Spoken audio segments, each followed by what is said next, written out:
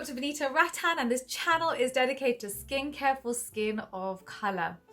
So today's video is all about good and bad alcohols for the skin. If you've watched enough of my videos, you'll see me talking about different alcohols, but it can be really confusing. Just because you see the word alcohol in skincare doesn't mean it's bad. There are two types of alcohols. There are the good ones and then there are the bad ones. So this video is really to demystify which alcohols you want in your system and which ones you want to avoid.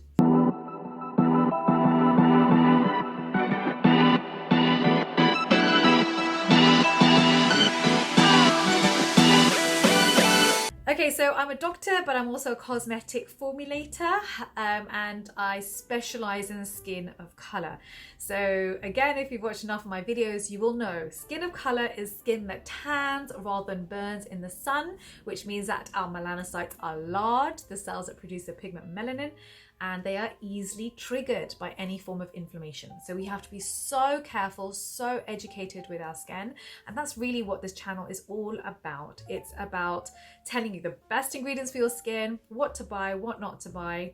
I'm never sponsored. This channel is not monetized, and this is purely my passion project to educate and inform so that no one ever misspends their hard-earned money again. So first of all, what is alcohol? So alcohol is just an organic compound with an OH that's stuck to the carbon atom, and that's basically the structure of an alcohol. So the good alcohols tend to be emollients and the bad alcohols tend to be solvents.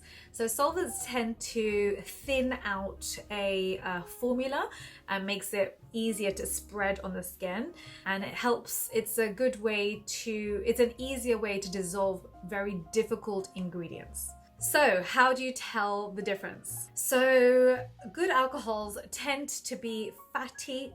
They tend to be white and waxy. What I'll do is I'll take you into my lab. I'll do another video later where I show you behind the scenes to actually show you what it feels like.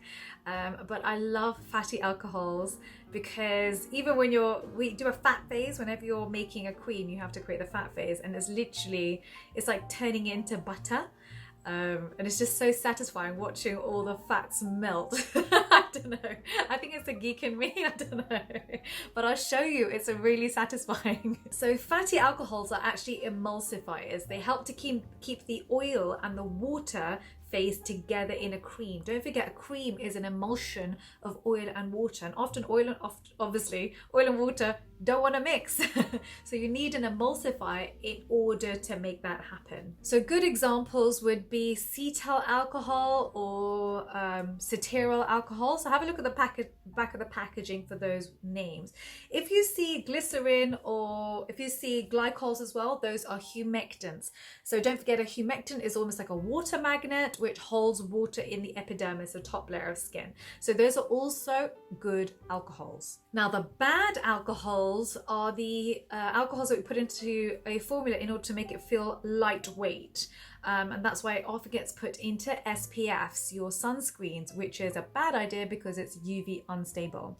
It also helps to increase the permeability of actives, and that's another reason why it's used. It's almost like ripping apart the top layer of skin and then shoving the ingredient in order to get better permeability. But obviously the damage that you're doing is not worth, that temporary effect of that active. So it just really shouldn't even be in skincare.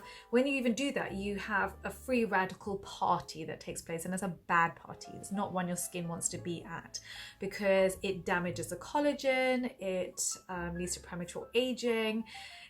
It also increases your transepidermal water loss, which means that your skin can no longer protect itself from future UV damage and future free radicals that will happen from UV damage and from pollution. It's just a whole host of bad things that happen with these bad alcohols. So a lot of people go, yeah, but Dr. V, surely the alcohol evaporates from your skin and it's fine.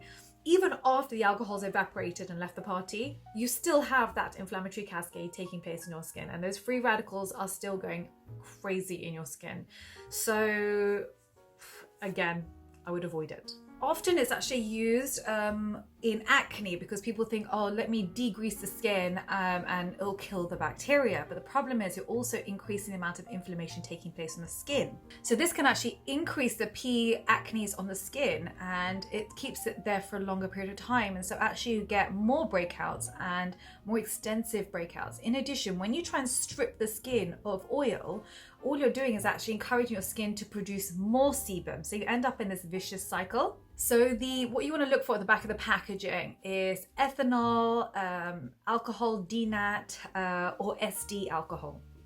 So those are the bad alcohols. They're the ones that you want to avoid.